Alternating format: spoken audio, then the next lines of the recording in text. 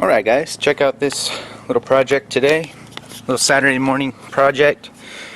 So I've got this customer with this bumper that he puts a rack on the back here. And you know these RV bumpers are notoriously undersuited for what a lot of these recreational guys put on them. So we're just going to reinforce it. We've built a horseshoe shape out of angle iron. I'll show you. Let's go in the shop and look. So here's what we've got. 3" by 3" 3/16 wall angle iron. And that's basically going to just push right up underneath that bumper. We're going to weld a hitch on right here. And then he brought his bike rack over also. I just blew that apart. This is the hole that it normally goes in. He wants another one further forward so he can push them up tight against the trailer. You know, the tighter you can keep them, the less leverage there is cranking on that bumper. So, and this guy's got first-hand experience with breaking a bumper off with his bikes on it. Just bikes, 3 bikes he said, and it broke one side of the bumper off, so he had to ratchet strap it up and put the bikes in the truck and limp it home. So, well, let's get to it. Okay, so let's go over exactly what this customer wants. He wants his old hitch back on. This one, which is just one of the kits. It's pretty substantial though. It seems like it's fairly well made. So he wants that on. And he wants it to be flush with the back of the bumper. And that's a 4" outside diameter bumper. Which means if you butt the tape up here, because that bumper is going to be sitting in the corner here, then we have to have that sticking out to 4 inches, which leaves us a little bit of overhang here. I'm going to find a piece of 3/16 flat bar, and I think I'm going to shim that out, so that way we have a lot more mating surface for the hitch.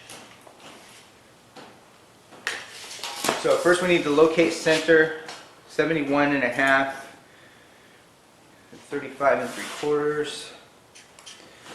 Okay, let's get that ground down.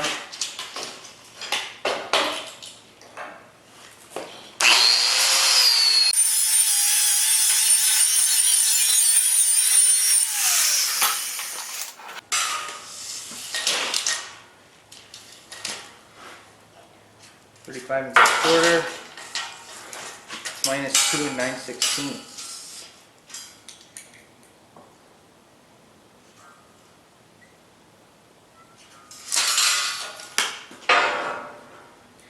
Bingo.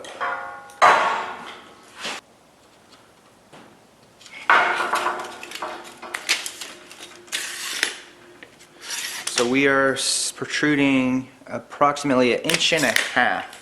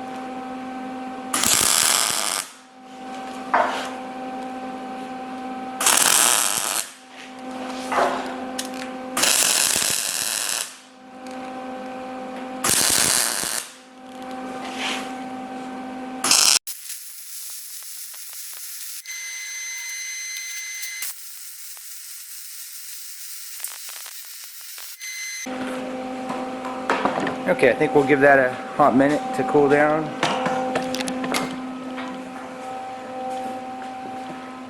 And let's go drill this.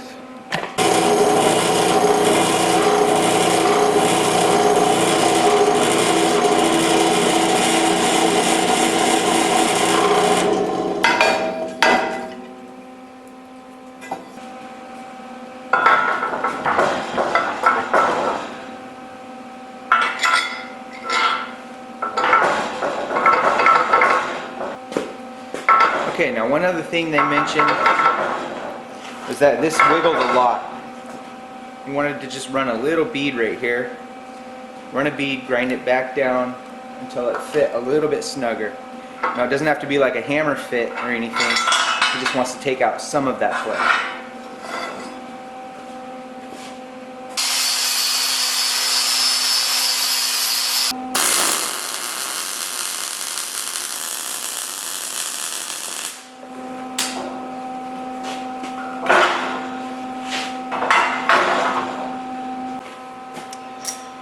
Alright, let's reassemble this, and the customer was going to just touch everything up with his own paint.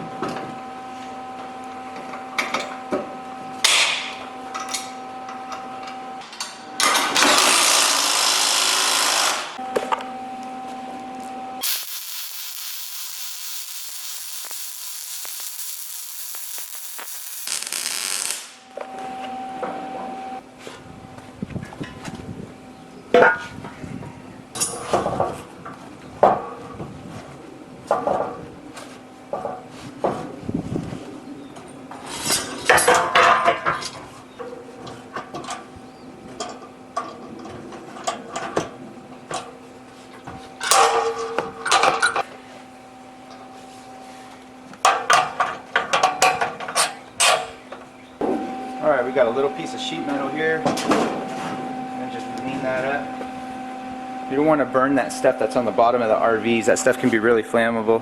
And we've got a fire extinguisher handy over here. You can see we've got it all clamped into place, really nice and tight. Fit perfectly the whole way around. We've got lots of weld purchase. I'm going to weld some stitch welds in here. Same on the other side. We're going to stitch it along this top edge, and we'll do a little bit of overhead and stitch it along this bottom edge. So I asked this customer also, I asked him about his angle of departure, which is the angle when you leave like a driveway or a parking lot. You leave it at a 90 or leave it at a 45-degree angle in order to avoid scraping. And he said he's never scraped before, because I mentioned maybe adding some casters, which he thought he wouldn't need. So he said he'd never scraped this, and I'm looking at it and I don't see any scrapes on it, so I do believe him. And casters were a non-concern.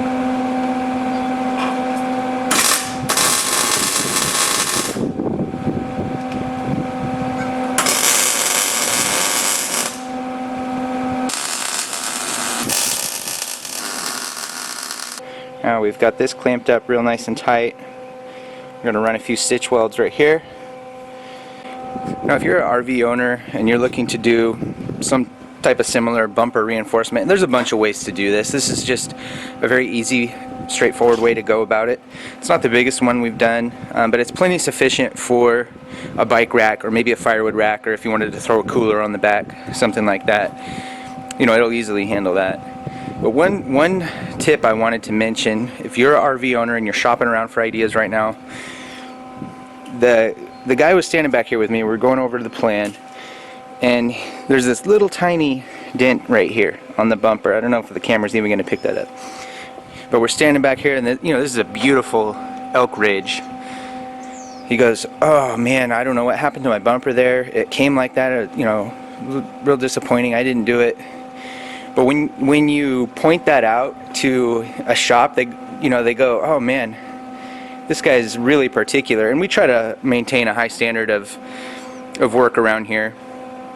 But you mention something like that, and it puts it right fresh in whoever's doing this job's mind that, hey, you know, run a tight ship. This guy notices small dings like that.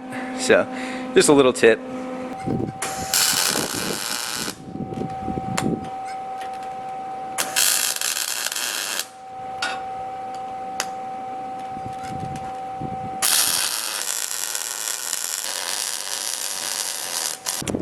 Okay, let's quick go over what we've accomplished here.